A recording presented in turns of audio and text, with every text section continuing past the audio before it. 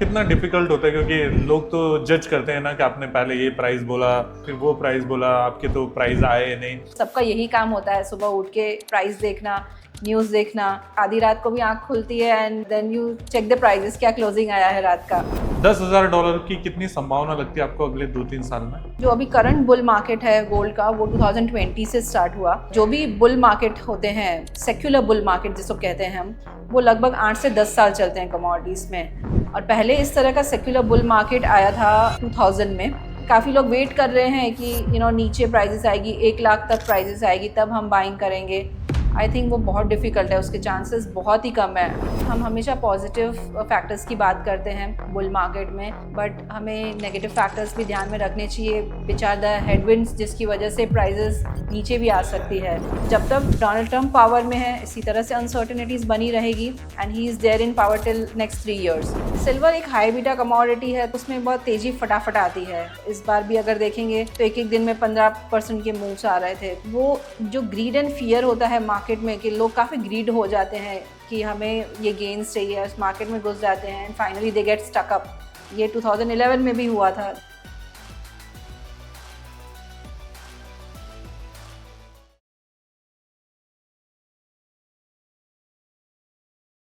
नमस्ते दोस्तों, आपका स्वागत है। मैं हूं वीरेंद्र व्यास और आप देख रहे हैं गोल्ड सिल्वर न्यूज़ का podcast the big Boolean show.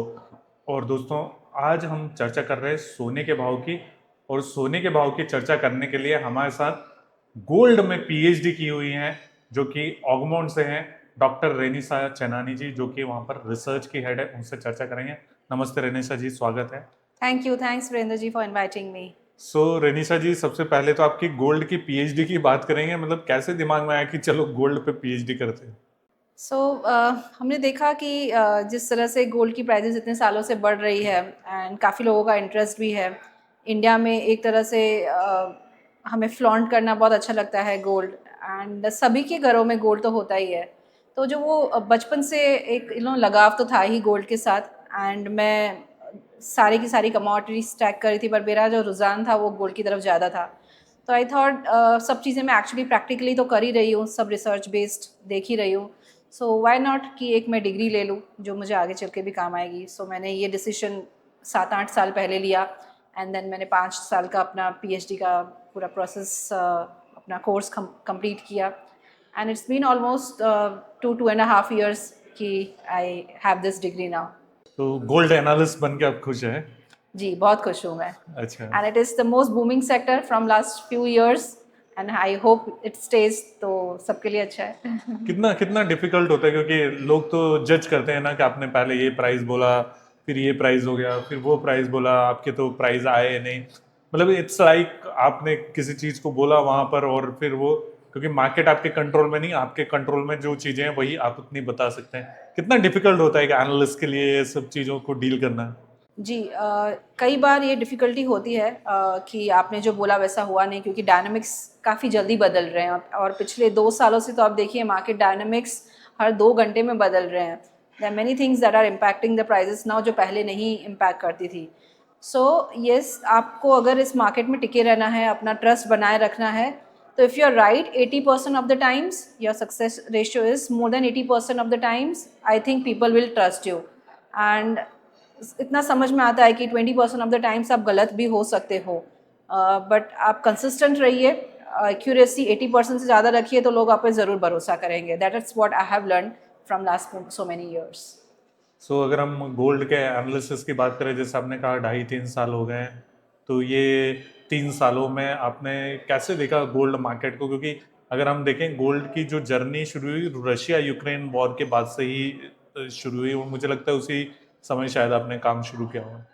नहीं, मैं एक्चुअली गोल्ड मार्केट को तो 20 सालों से ट्रैक कर रही हूँ। I have been tracking it from 2006। पर मैं क्या, बहुत सारी दूसरी कमोडिटीज़ भी साथ में ट्रैक करती थी। I was tracking base metals, crude oil, सारे चीज़ें मैं ट्रैक करती थी। बट जो मेरा फोकस है पिछले 5 से 6 सालों से, वो सिर्फ गोल्ड रहा है जब से मैंने ऑगमोंट ज्वाइन किया है। एंड यस, आप जो बोल रहे हैं कि जो रशिया यूक्रेन वॉर स्टार्ट हुआ था, एंड मेनली मुझे लगता है कोविड के बाद, इनफैक्ट तब से ही गोल्ड पे फोकस ज़्यादा बढ़ा है, क्योंकि कई चेंजेस हुए उस टाइम पर। लोगों को ये चीज़ समझ में आई कि अगर हमें गोल्ड लेना है तो ज्वेलर के पास जाने की ज़रूरत नहीं है, घर बैठे भी हम डिजिटल गोल्ड खरीद सकते हैं। तो काफ़ी नई चीज़ें पता चली उस टाइम पे। जो बूम स्टार्ट हुआ, एक बुल मार्केट स्टार्ट हुआ, जिस तरह से लोगों ने ट्रेडिंग की या इन्वेस्टमेंट किया ड्यूरिंग अनसर्टेन टाइम्स, जो सेफ हेवन डिमांड डेवलप हुई, दैट ऑल स्टार्टेड फ्रॉम 2020। तो मुझे लगता है कि ये जिसने ये 2020 से गोल्ड मार्केट को देखा है, उन्हें काफ़ी कुछ नया सीखने को मिला है, वो जो 2020 से पहले नहीं था। एंड लोगों ने अपने पोर्टफोलियो में गोल्ड को इंक्लूड करना भी तभी से ही स्टार्ट किया है। इनफैक्ट पहले आप किसी से पूछोगे तो 5 to 10% पोर्टफोलियो एलोकेशन होता था गोल्ड का, या फिर लेस देन 5%। आई थिंक जब से कोविड के बाद आप देखेंगे तो सबका एलोकेशन टुवर्ड्स गोल्ड बढ़ा है। तो सुबह उठते से ही प्राइस देखते हैं और रात को सोते समय भी प्राइस? आई थिंक सारे एनालिस्ट की, जो भी मार्केट में ट्रेड करते हैं, ट्रेडर्स की, डीलर्स की, anyone who is into bullion market, या फिर anyone who is impacted by the prices, सबका यही काम होता है सुबह उठ के प्राइस देखना, न्यूज़ देखना। इनफैक्ट कई बार तो ऐसा होता है कि आधी रात को भी आँख खुलती है and then you check the prices, क्या क्लोजिंग आया है रात का। एंड अगर बड़ी मूवमेंट आ चुकी है तो then you check the news, क्या हुआ अचानक से। So this is the life of every analyst, I would say. ये सही बात है। तो एज ए एनालिस्ट, डॉक्टर रेनी सचनानी क्या 5-6 चीज देखती है प्राइजेस एनालिस्ट एनालाइज करते समय, कि चलो भैया ये मैं 5 पैरामीटर 6 पैरामीटर इन पे इसको रखती हूँ एंड देन मैं प्राइस प्रेडिक्ट करती हूँ? मुझे लगता है मैं 5-6 चीज़ें तो नहीं देखती हूँ, बहुत सारी चीज़ें देखनी पड़ती है। एंड आई बिलीव सिर्फ टेक्निकल्स देखने से काम नहीं चलता, या फंडामेंटल्स देखने से काम नहीं चलता, क्योंकि आजकल अनसर्टिनिटी इतनी बढ़ चुकी है, वॉल्टिलिटी इतनी बढ़ चुकी है। You have to look at inter market analysis, मतलब बाकी के मार्केट्स में क्या हो रहा है, इक्विटीज़ में, करेंसी में, बॉन्ड्स में, because no market works in isolation, सब एक दूसरे से इंटरकनेक्टेड है। तो आपको पता चलेगा कि कमोडिटीज़ में क्या हो रहा है। Then you have to check कि सेंटीमेंट मार्केट में क्या है, तो सेंटीमेंट एनालिसिस करना पड़ता है कि रिस्क ऑफ है कि रिस्क ऑन है। फॉर एग्जांपल अभी आप देखेंगे तो गोल्ड एंड इक्विटी मार्केट साथ में पैरेलली टेंडम पे चल रहे थे, जो पहले नहीं हुआ करता था। Market sentiment was risk of, आपको रिस्क नहीं लेनी है, तो इक्विटी मार्केट भी नीचे आ रहा था, गोल्ड मार्केट भी नीचे आ रहा था। तो ये आपने सेंटीमेंट एनालिसिस किया कि क्या ट्रेंड चल रहा है। Then you have to look at technicals obviously, कि कई लेवल्स टूटे हैं या कई ऐसे स्टडीज़ हैं उसमें ब्रेकआउट्स आया है कि नहीं, और साथ में फंडामेंटल्स तो देखने हैं ही। तो फंडामेंटल्स देखने के लिए भी कई सारी चीज़ें देखनी होती है कि मैनेज मनी पोजीशंस क्या है, कॉट रिपोर्ट क्या बोल रही है, एक्सचेंज पे ड्रॉडाउन्स कितने हो रहे हैं, ट्रेजरी यील्ड्स, इसका सबसे बड़ा कोरिलेशन होता है गोल्ड सिल्वर के साथ। 70 to 80% नेगेटिव कोरिलेशन है बीट गोल्ड और सिल्वर। उसमें क्या ट्रेंड चल रहा है, उसका ऑपोजिट ट्रेंड आप देखेंगे कि गोल्ड सिल्वर में आएगा। तो ये 5-6 चीज़ें फंडामेंटल्स में आप कह सकते हो कि मैं देखती हूँ, जो बहुत ज़रूरी है। और सबसे इम्पॉर्टेंट चीज़ कि फेड रेट की एक्सपेक्टेशंस क्या हैं, ये सबसे बड़ी चीज़ होती है जो प्राइजेस को इम्पैक्ट करती हैं। तो ये 5-6 चीज़ें फंडामेंटल्स में, साथ में technicals, sentiments and inter market analysis, ये सब देख के एक व्यू बनाया जाता है, be it short term, then medium term and then long term, इस तरह से एनालिसिस किया जाता है। टेक्निकल भी देखती हैं साथ ही साथ में? जी, मैं टेक्निकल्स भी देखती हूँ। और चार्ट भी देखना जरूरी से ज़रूरी है, बहुत ज़रूरी है, बिकॉज फंडामेंटल्स कितने भी पॉजिटिव हो, जब तक आपको सही टाइमिंग नहीं पता चलेगा कब एंट्री लेनी है, कब एग्जिट करना है, क्या स्टॉप लॉस रखना है, you won't be a good trader. इन सब चीज़ों के लिए टेक्निकल्स समझना, देखना बहुत ज़रूरी है। अभी आप करंट सिचुएशन देखेंगे, फॉर एग्जांपल सबको पता है फंडामेंटल्स बहुत अच्छे हैं, राइट?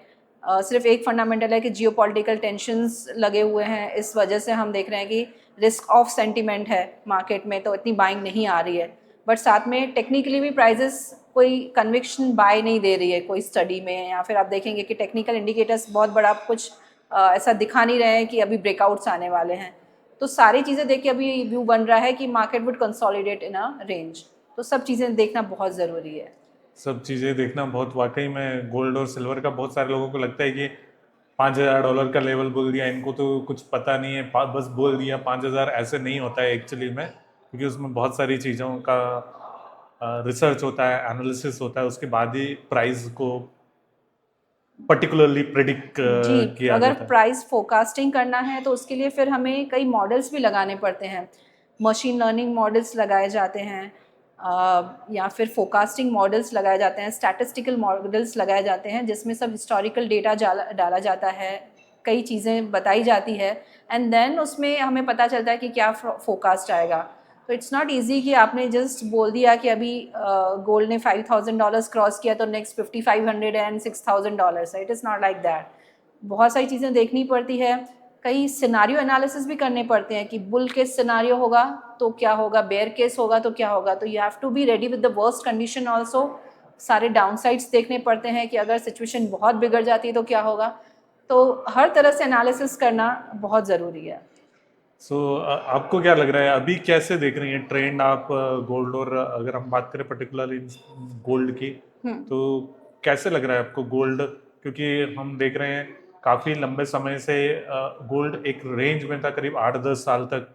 फिर 2021 के बाद एक रैली शुरू हुई, 2020 के बाद से ही एक रैली शुरू हुई, थोड़ी बहुत गिरावट आई, फिर उसके बाद रैली शुरू हुई जो कि अभी तक कंटिन्यू है। तो आपको क्या लगता है, ये सुपर साइकिल टाइप का मामला है या कुछ समय में ट्रेंड रिवर्सल पॉसिबल? जी, आपने बिल्कुल ठीक कहा कि गोल्ड एंड सिल्वर एक सेक्युलर बुल मार्केट में है, एंड इस तरह का पहले भी बुल मार्केट आ चुके हैं कि 1970s में हमने देखा था, ये बुल मार्केट स्टार्ट हुआ था जो 1980s तक चला था। देन दूसरा बुल मार्केट 2000 में स्टार्ट हुआ था जो 2008 तक चला था। एंड इस बार का जो मुझे सेक्युलर बुल मार्केट है गोल्ड सिल्वर में लग रहा है 2020 से स्टार्ट हुआ है, एंड जो लगभग 2028 से लेके 2030 तक चल सकता है। एंड जिस तरह से करंट सिचुएशन है अनसर्टिनिटीज़ की, the main the main issue and the main person जिसकी वजह से सब हो रहा है that is Trump. We know that जब तक डोनाल्ड ट्रम्प पावर में है इसी तरह से अनसर्टिनिटीज़ बनी रहेगी, and he is there in power till next 3 years। तो आई थिंक ये सबसे बड़ा मेन फैक्टर रहेगा जो प्राइजेस को इम्पैक्ट करेगा। एंड जब तक अनसर्टिनिटीज़ ज़्यादा हैं तब तक सेफ हेवन डिमांड भी बनी रहेगी as a precious metal for both gold and silver. And मुझे लगता है कि रिटेल डिमांड, इन्वेस्टमेंट डिमांड जो भी हमने देखा है पिकअप हुई है लास्ट कई 2-3 सालों से, I think that would stay strong in coming 2-3 years। तो मुझे लगता है नेक्स्ट 2-3 साल अभी भी काफ़ी पॉजिटिव है गोल्ड सिल्वर के लिए।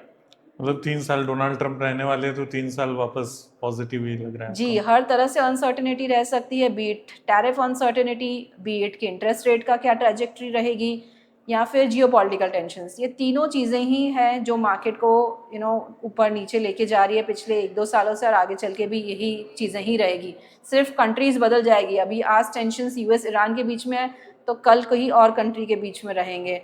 टैरिफ की अनसर्टेनिटी पहले थी कि 10% से 50% किया, ये आगे भी रहेगी, ये वॉल्टिलिटी रहेगी। टैरिफ्स घटाए जाएंगे, बढ़ाए जाएंगे, उसकी वजह से प्राइजेस में मोमेंटम रहेगा। एंड फेड का इंटरेस्ट रेट की ट्रेजेक्टरी आप साल के स्टार्टिंग में देखें तो था कि 2 रेट कट्स आ सकते हैं, बट अभी करंट सिचुएशन पे देख के लगता है कि there won't be any rate cuts. शायद 6 महीने के बाद फिर से आ जाए कि रेट कट्स आ सकते हैं। तो ये अनसर्टेनिटी की वजह से ही मार्केट इसी तरह घूमता रहेगा। अनसर्टेनिटी लगातार वहाँ पर जारी रहेगी। आपको क्या लगता है कि जो सेंट्रल बैंक्स हैं वो कैसे बिहेव करेंगे अभी फ्यूचर में? क्योंकि उनकी जो गोल्ड बाइंग है वो काफ़ी हद तक पिछले 3 सालों में उसने इम्पैक्ट किया है। हालांकि पिछले साल उतनी नहीं उनकी खरीद रही, 800 850 टन, बाकी पिछले 3 साल में 1000 टन के आसपास उनकी खरीद रही। तो अभी 2026 भी अगर हम देखें तो बाइंग जारी है। I think central banks are the main driver जिसकी वजह से प्राइजेस ज़्यादा गिर नहीं रही है। They are providing a very strong support to the market कि जैसे अभी भी $4,000 $4,500 की जो प्राइस थी, प्राइजेस उससे नीचे नहीं गई क्योंकि सेंट्रल बैंक्स पम्प्ड इन, और वो कई टाइम से वेट कर रहे थे कि प्राइजेस थोड़ा सपोज नीचे भी आए तो वो बाय करेंगे। बट वैसे भी वो प्राइस इन इलास्टिक रहती है सेंट्रल बैंक बाइंग में। वो ज़रूरी नहीं है कि प्राइस देखते हैं क्या प्राइस पे हमें ख़रीदना है। इट इज़ जस्ट कि they have set the target, अपना उनको डाइवर्सिफिकेशन करना है गोल्ड में, तो इस साल में इतना करना है। They will do it any ways, price कोई भी हो, चाहे वो $5,000 हो या $6,000 हो, their buying would continue the same momentum. So इस साल भी एक्सपेक्टेड है जो बाइंग है उनकी तरफ से वो 750 टन्स टू 800 टन्स रह सकती है, and which is very fair and which is very good amount, क्योंकि हर बार ठीक है 1000 टन्स करना डिफ़िकल्ट है। एंड मुझे लग रहा है कि इस बार ऐसी कई नई सेंट्रल बैंक्स भी हैं जो मार्केट में आ रही है गोल्ड बाइंग करने के लिए, जिस तरह से अनसर्टेनिटी जैसे मैंने बताया काफ़ी बढ़ चुकी है मार्केट में, सो कई नई सेंट्रल बैंक्स हैं जो पहले नहीं बाइंग करती थी, अभी वो बाइंग कर रही हैं। सो ओवरऑल नेट इन्फ्लोस हम देख रहे हैं आने वाले नेक्स्ट 2-3 सालों में। आई थिंक ये जो ट्रेंड स्टार्ट हुआ है डी डॉलराइजेशन का, वो बहुत जल्दी ख़त्म नहीं होगा। This is a long term trend and it will take few years की रीबैलेंसिंग होगा पोर्टफोलियो का by central banks and they will add gold, more and more gold. उनके पास और कोई एसेट नहीं है जो वो रीबैलेंसिंग में ऐड करें अभी। तो कुछ लोग तो आर्ग्यू करते हैं कि इन्फ्लेशन बढ़ेगा, फिर इन्फ्लेशन बढ़ेगा, लोगों के पास परचेसिंग पावर नहीं रहेगी, तो सोना कौन खरीदेगा इतनी महंगाई में। इधर महंगाई भी बढ़ रही है और पैसे भी नहीं है। तो अल्टीमेटली बोले एक आध साल में जब ये पूरा नीचे आएगा तो प्राइजेस भी वहाँ पर नीचे आएंगे। जी ये बातें मार्केट में यस काफ़ी लोग कहते हैं, बट आप कहें तो इन्फ्लेशन का जो बेस्ट हेज है वो गोल्ड ही है। अगर आप हिस्टोरिकली देखेंगे, इन्फ्लेशन अगर इंडिया में 6% रहा है पिछले 20 सालों से, एक एवरेज जो है 6 से 7% की, तो गोल्ड ने इनफैक्ट उससे डबल रिटर्न्स दिए हैं। लास्ट 20 सालों में जो गोल्ड का CAGR रिटर्न आप देखें तो इट इज़ 15%। तो डबल आपको अगर आपका कवरेज चाहिए है, अगर आपको डबल हेज चाहिए आप इन्फ्लेशन से, तो best asset, best investment could be gold only in fact. तो ये शॉर्ट टर्म में ये फिनोमिना रहती है कि प्राइजेस काफ़ी बढ़ चुके हैं, तो वो अडेप्ट करना लोगों के लिए थोड़ा डिफ़िकल्ट होता है कि अभी 1.5 लाख की प्राइजेस न्यू नॉर्मल, ये समझना लोगों के लिए अभी भी डिफ़िकल्ट है। But gradually Indian people are adaptive. Gradually मुझे लगता है कि पीपल विल स्टार्ट बाइंग। जो डिमांड थोड़ी बहुत कम हुई है, gradually it will pick up. लोगों को समझ आ जाएगा कि इससे ज़्यादा प्राइजेस नहीं जा रही है नीचे एंड यहाँ पे सस्टेन्ड है, तो they will again start buying. तो जो बेस्ट हेज अगेंस्ट इन्फ्लेशन है that is gold. We all know that and I think आगे चल के भी यही रहेगा। So not only inflation hedge, it is safe haven hedge, it is hedge against falling currency. जो हमारा रुपी इतना डिप्रिशिएट हुआ है, उसका भी जो बेस्ट हेज है that is gold. It is best hedge against interest rates fall. जो इंटरेस्ट रेट्स लगातार बढ़ रहे हैं, उसके लिए भी हेज है।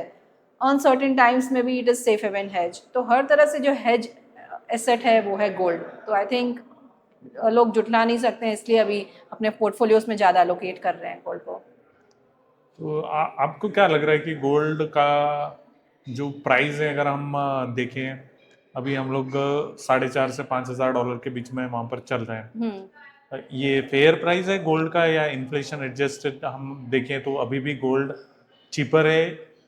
अगर फंडामेंटल्स देखें और मॉडल्स के हिसाब से देखें, जो फेयर वैल्यू आप बोल रहे हो, yes that is there for gold, कि 4,000 से $4,500 की जो प्राइस रेंज है that is a fair price for gold.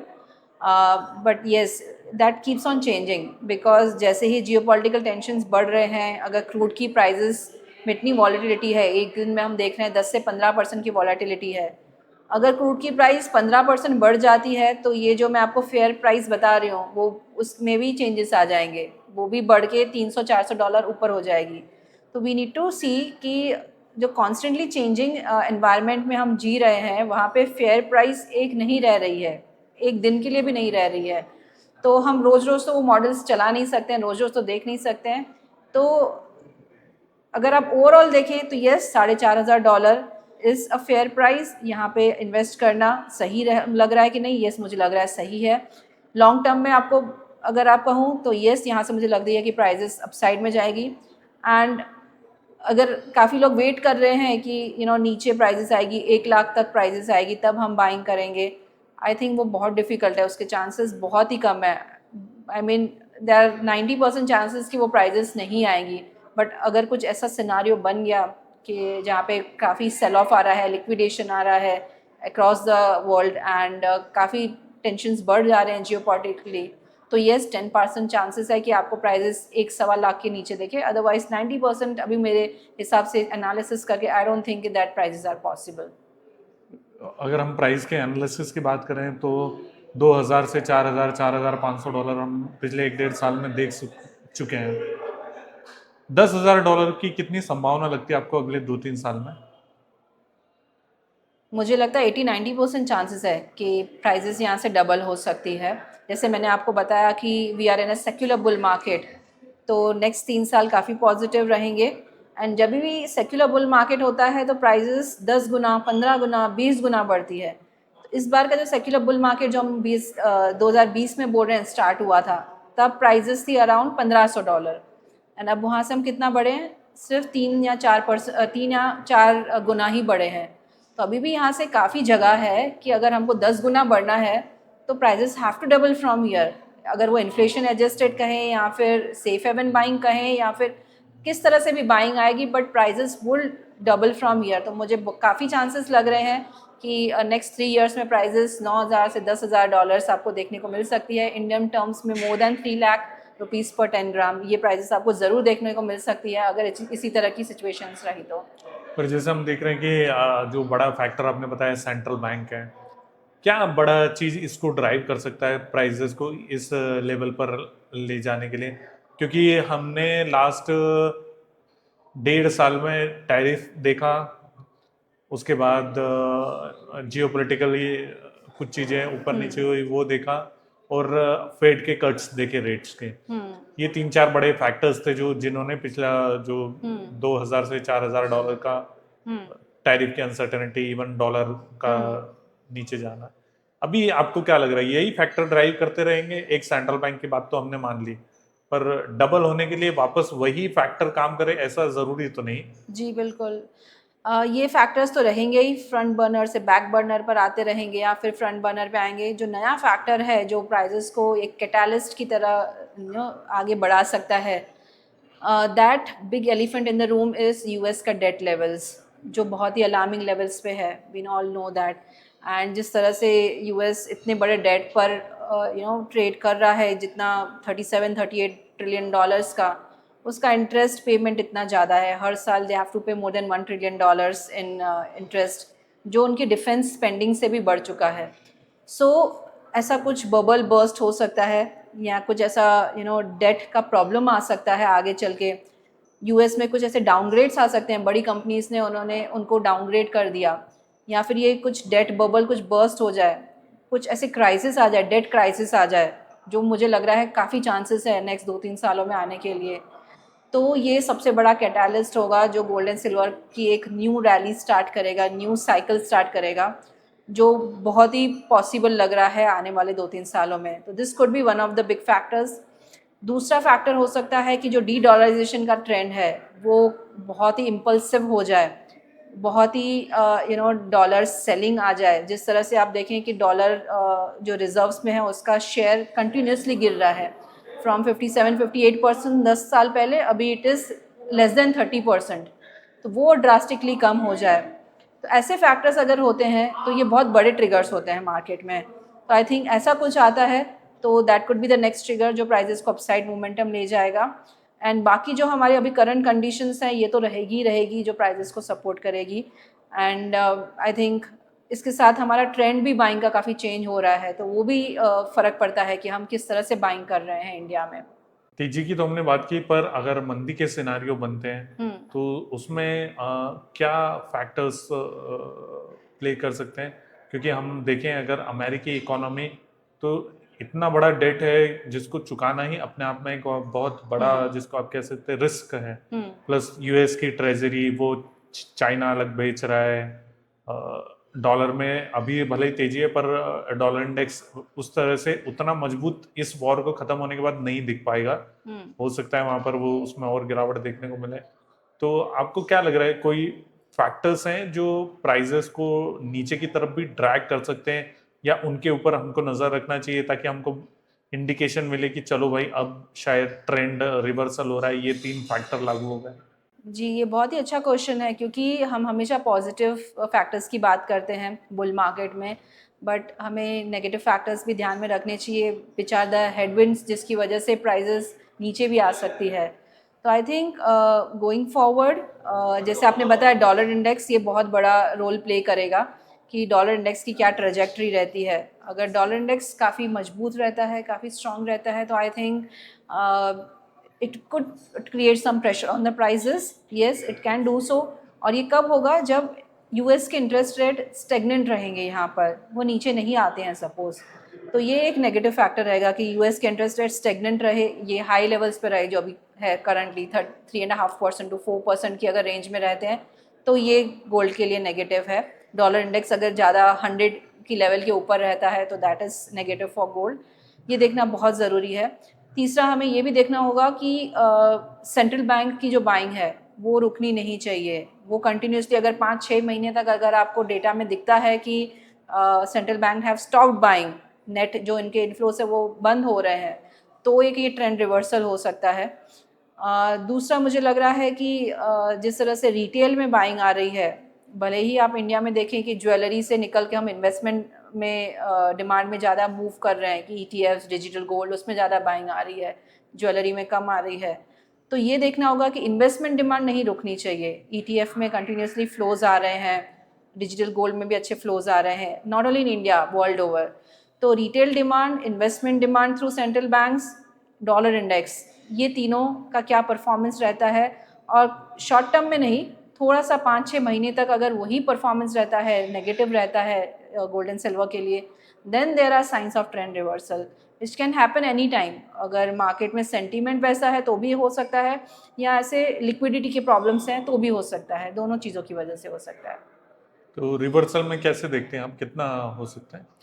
अगर रिवर्सल आता है तो आई थिंक गोल्ड में $4,000 के नीचे अगर सपोज गोल्ड सस्टेन करता है for a longer period of time, तो इट कैन गो टू $3,000। अगर हम इंडियन टर्म्स में कहें तो लगभग मतलब $4,000 की आप लेवल कहें तो 1,30,000 के आसपास, 1,30,000 के नीचे सस्टेन रहता है तो it can go down to 1,00,000 kind of levels. So that is possible only कि अगर ये सब चीज़ों का फंडामेंटल रिवर्सल आता है, टेक्निकली भी प्राइजेस सस्टेन रहती है $4,000 के नीचे या 1,30,000 के नीचे, तो हम देख सकते हैं कि 1,00,000 का टारगेट आ जाए या $3,000 का टारगेट आ जाए।